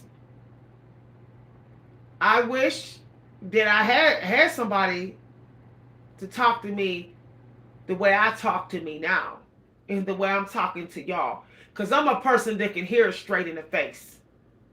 I've had people tell me straight in the face about myself. You're getting fat. You're overeating. You need to take better care of yourself. You're letting yourself go. I even had men say that to me. And I say, it's true. It's true. If somebody would help me and do it with me, maybe I'll do it. I say, okay. And then I have a friend right now that holds me accountable. I've known this person almost 20 years now, and they will look at me straight up and be like, why aren't you getting to sleep? And I'll be like, I'm trying, I don't know what to do. And they'll be like, okay, I could take you to go get this melatonin, or they'll give me some melatonin. I'm going to say, shut up and stop talking about me. I'd rather for somebody to tell me what they see than for me to keep on living with the problem.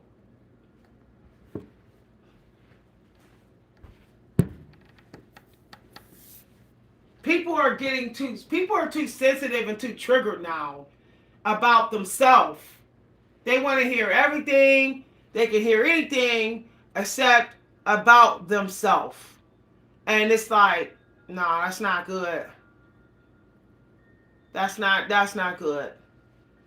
To just live in delusions about yourself until you stuck.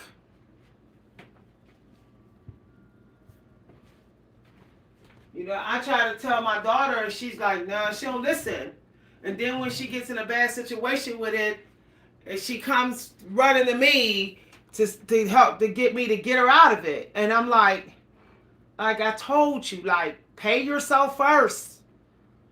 I told you to do yourself first. Like, stop paying for gas in your car to ride everybody around. Like, now you can't afford this, and you can't, you know, you're struggling with this bill or that bill, even though you got plenty of money, but you keep on putting your money into friends and your boyfriend stuff. Now you're stuck. But I can't say that, because then it's like, I told you so. And if you say that to your kid nowadays, like, I told you so. Don't say, my parents said I told you so. They're narcissists. So you can't say that. So I got to just be like, oh, I got to pretend like I never tried to warn her.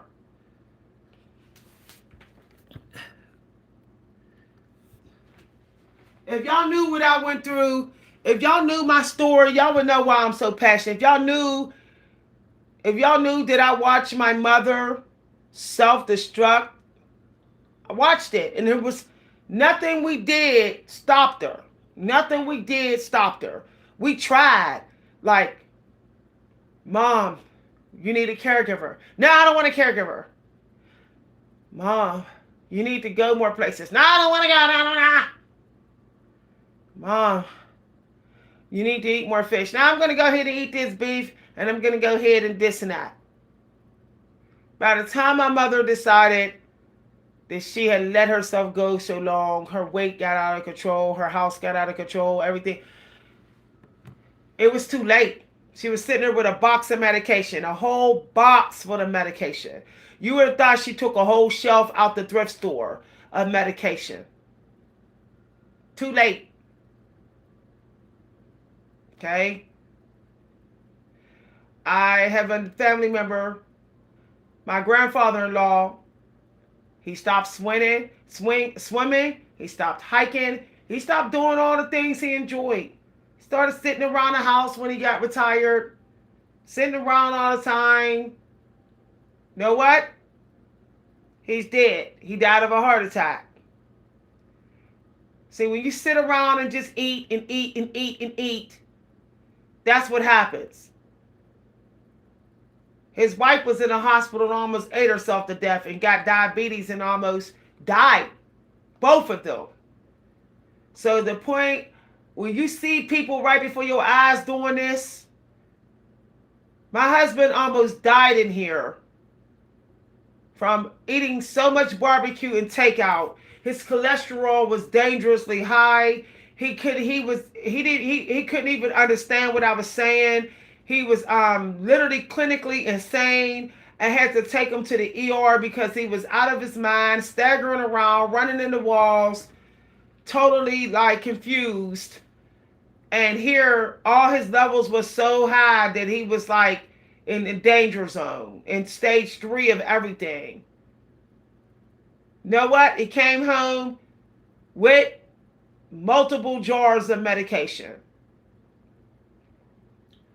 And I would see him just shove cookie cakes and pies, tons of food in here. If y'all saw the amount of food this man was eating, you'd wonder how he's still walking around alive in here.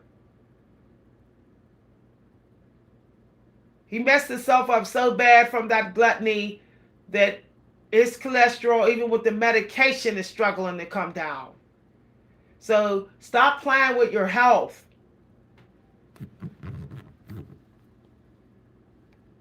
Okay? My stepfather was someone that would not stop eating candy. He constantly ate candy, big jars of candy, carried big pockets of candy around him. Constantly eating candy and drinking. Guess what? It killed him. liver disease, diabetes. By the time he was in his 40s, late 40s, he had narcolepsy. He was like you had to take care of him. He couldn't even walk the streets alone. He couldn't find his way home. He would go in people's houses and don't know how he got there. He would forget who he was or where he was going.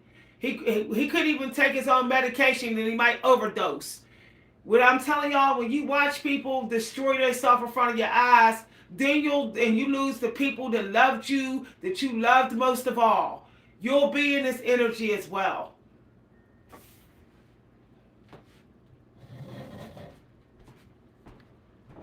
I'm just happy that I beat the health devil, the destroyer of health. There's a demon for that. I'm just happy that I beat it over the last few months and that I managed to get my liver blood work to be normal again, everything normal, they said when I was at my last appointment. Okay, and it's going to keep being normal, get even more normal the leaner I get.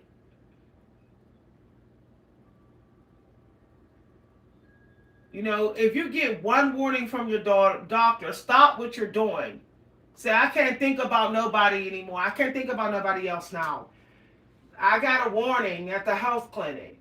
I can't be arguing with the narcissists and stuff. I can't be doing backbreaking work in the house all the time. And I'm like fighting for my blood work to be good.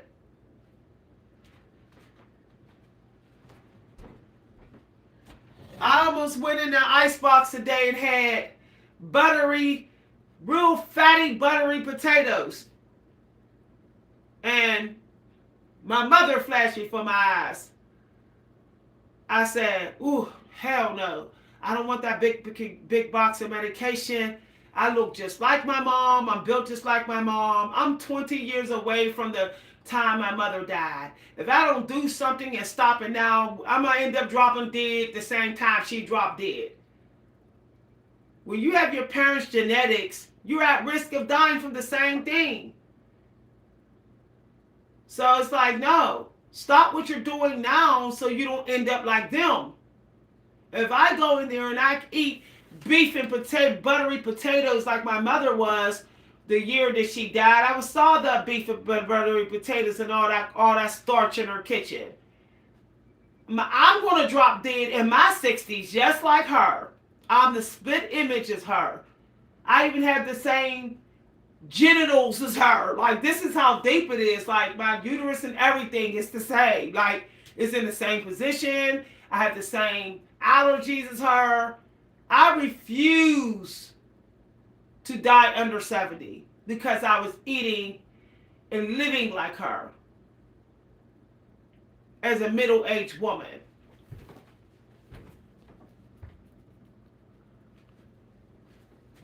And it's easy to think this will never happen to you because, oh, I was younger than my parents. I'm safe. But see, I don't like that. I don't like that, like, I'm safe. I'm good. All because you don't feel the damage, you're safe. There's going to come a time that you do feel the damage. It might be all glorified. Yeah, that take I was good. I'm safe. That's what I thought. I really thought I was safe. Until it felt like somebody punched me under my right rib out of the blue. And I buckled to the ground. I knew. I said, I'm having an organ problem. Because I had gallbladder disease before. So I know what it feels like when your organs hurt. When you have an organ removed, you will always know when you're having organ trouble. It's like your body, it's a different type of pain. So I was like, I think something's wrong with my kidney or my liver. And what happened? I got admitted in the hospital, and there it was. Your liver blood work ain't good. I'm like, I knew it. I felt that pain right in the same place almost where my gallbladder's at. I said, you know what? I'm done. I'm done. But then I didn't know the prednisone was what was making me gain the weight. And plus my depression and grief about my mom was adding to it. So I decided to start doing emotional therapy groups, getting emotional therapy groups, journaling, and I got off the prednisone recently. And now I'm not overeating every day. So my weight is inching down. It's inching down, and I'm putting more muscle on. I'm getting firmer, I can tell. And my blood work is normal. But every single time I eat beef for a couple days or take out or something, it's like my doctor red flags my blood work. Even if I don't feel the pain, if I go to my doctor's appointment and they want to check my blood work, it comes right on out.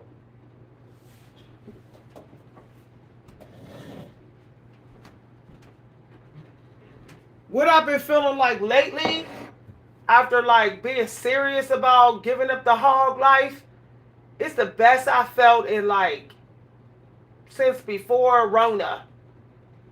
The way I feel right now is pretty much how I felt before Rona when I was 160 pounds. Which tells me my body is like on a fat burning, spree. It's in the energy it needs to be in to repair itself. And I'm only saying, I'm really getting deep into this because recently when I was like meditating, I got relief and repair. So use your energy. Work on fixing yourself. Make a new goal. I'm going to fix my body. I'm going to put my money into my teeth because I'm always going to need them. Until I go on the ground, I'm going to need these teeth. I'm going to put my money into my teeth and into my diet and my exercise. If I don't do anything for the next year, I'm going to at least take care of myself and do better with my body. Okay? Even if I let my laundry pile up for a week, I exercised that week. I ate healthy. I looked my best a couple days that week. I brushed my teeth at least a couple days. I flossed a couple days. Even if I don't brush my teeth, I flossed. Can't save your teeth without flossing. You floss the teeth you want to keep. So at least I'm flossing. At least I'm washing. At least I'm exercising and eating healthy. People can call me lazy in my house. They can say that I don't work a lot. Everybody outworks me. But I'm working enough on my body. And at some point, I'm going to be so healthy and so strong that I'm going to outwork them. Or I'm going to be able to keep up with everybody else. But I cannot keep up with no one if I don't love my body. It doesn't matter how smart you are, how brilliant you are, how gifted, how much knowledge, how spiritually powerful you think you are. If your health suck, your work suck. This is why writers don't eat for long periods of time before they write. They are fasting. Dedicated, disciplined writers are fasting queens and kings. They'll out fast anybody. They'll out keto Dr. Eric Berg. And he's the king of keto. But he cannot out keto Stephen King. He cannot out keto him. Great writers are normally very fit or they're lean. You want your work to be better? Stop glamorizing eating. Stop glamorizing being full. Let your stomach be empty. You don't eat to get full. You eat to calm the hunger. Let me get this hunger down a little bit. That's why you eat. I'm hungry. I need to get the hunger down. I don't need to fill up my stomach. Once I'm not hungry, I had enough food. Time to stop eating. No matter how good it tastes. Matter of fact, start eating food that don't taste good, so you'll stop overeating. Eat plain. There's a reason why Stoics eat plain. They don't want to glamorize eating food. When the food tastes so good, what happens? You want to eat more. You want to eat more. That's the problem I have with like really tasty food. The poor man, he's eating plain food, but he looks better than us. There's homeless men walking the streets with abs, you know? But if you ever look at the food, they eating plain potatoes with just salt and pepper on it and a piece of the little baked chicken that they got from the buffet where the cook couldn't cook chicken, is cook basic chicken. But they're not complaining because they're just trying to keep their energy up and their hunger down a little bit. They really don't care about getting full. We all need to have a poor man's mindset. Just trying to keep some clothes on my back, keep a pillow under my head, you know, keep my hunger down a little bit, and I'm good. I bet you any money, we'll look at our bank account like 6 months later and we'll be like, where all this money come from? Like, that's how real it is. I've done it before. I ate only at the food bank for a whole year. I was going to the food kitchens. I was literally like wearing thrift store hand-me-down clothes. I was wearing my husband's coats and flannels in here. I just, it wasn't that I had money. I had money. I was working a temp job. I just I just don't feel like. I think I'm gonna just be real simplified and just stick with that. I couldn't believe it when I looked at the money that came from my YouTube channel and my temp job and saw $9,000 in there. I was like, I got $9,000? I was like, no, this is wrong. $9,000. Because I didn't buy nothing all year. Like, whatever my family cooked, I just ate what was healthy on the plate. I remember eating at Jubilee Kitchen like 2 days a week for like 2 months straight with a friend of mine. Didn't buy no new clothes. Didn't buy, if I needed underwear, I bought it all on clearance. Y'all, I'm telling y'all, you just would not believe. And I was walking, I was dancing. It didn't cost no money to walk and go out to dance. So I got my fitness in and everything looked good. I looked my best, felt my best. I had $9,000 sitting in there like what to do with it. I went to the beauty salon and got $10 shampoo and conditioners, cheap hairdos.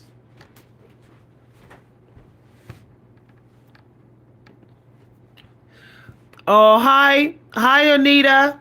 Hi, Anita. Live thrifty so that live thrifty so you can afford to be at your best. I know that's wild. Like, how is living thrifty gonna make me be at my best?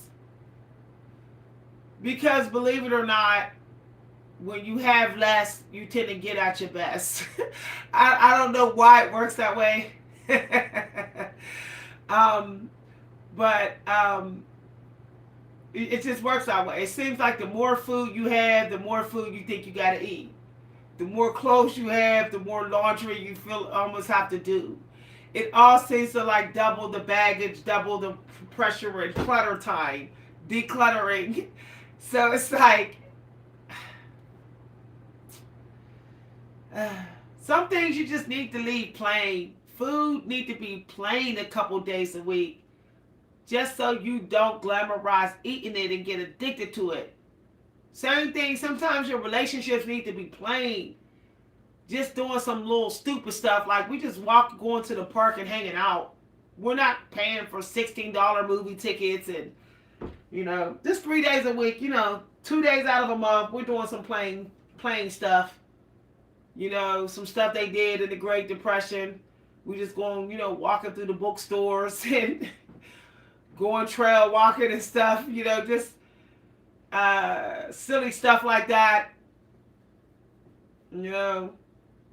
It just seems like when you try to live very high maintenance and you do that too much, like it seems like your health starts to take a toll.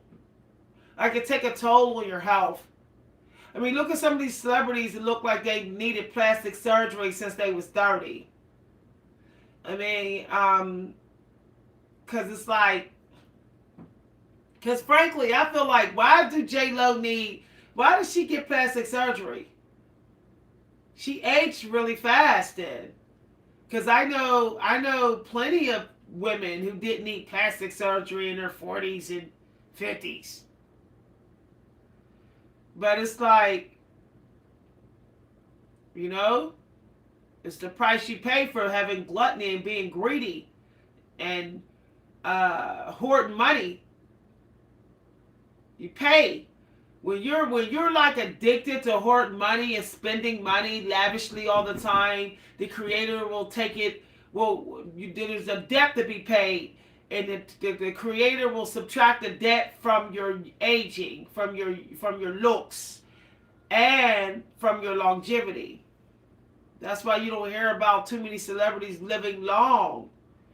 The ones that live long are normally the country type old men, like Clint Eastwood and Sean Connery, you know, the basic looking dudes all the time. Those are the ones, handsome but basic. Those are the one. I want to be beautifully basic. It just seems like it's peaceful. It just does. Like a beautifully basic plate. The potatoes cut real nice, but just plain old potatoes. you know. I miss basic friendships where we just kicked it outside, where we were just kicking it in the park. Now it's like, to get a friend, it's like, we got to spend money. It's like, no, I don't, Can we get some basic friendship where we go to the mall, we each come out with one thing, and we're happy about that? See, that's basic shopping. That's basic companionship. That's like peaceful. You know you didn't overspend. You know you don't have to worry about if you got cheated out your money in the mall, or you was materialistic. You don't have to worry about that because you came out with one thing and you wore the one thing that night and loved it and danced your butt off in it. See, that's like basic, and I miss that energy. Yo, I miss that. I miss that energy. Nobody wants to hang out with no one at a mall and only get one thing. Now it's like, I don't want to go to the mall unless I can shop real hard. But it's like, you need to go to the mall because you need to lose some weight. You need to walk around the mall.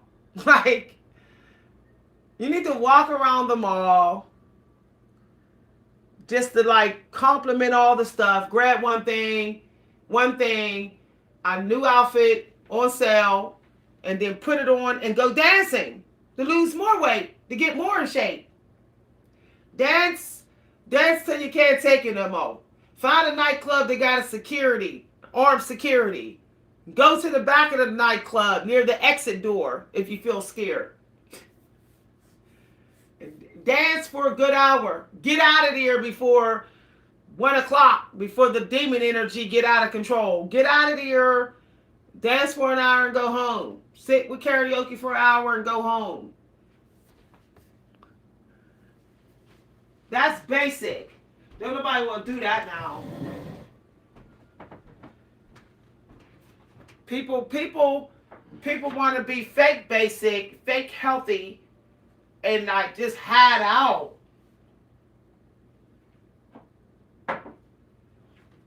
I don't want to, y'all. I'm going to karaoke tonight. By myself. Going to karaoke tonight. The karaoke place is 15 minutes away, and it's in a nice neighborhood, and it's peaceful, and I will not be by the door. I won't be nowhere by the door. I'm sitting in the back, and I'm going to do my little karaoke, have me one little ginger ale, whatever, 2 ginger ales, get in my car and go home before the demons start trolling and has say, you know, had me some fun tonight. I want to get out of my house regardless of the weather. Okay, y'all, I gotta get ready to go. I'll see y'all later. Bye, everybody.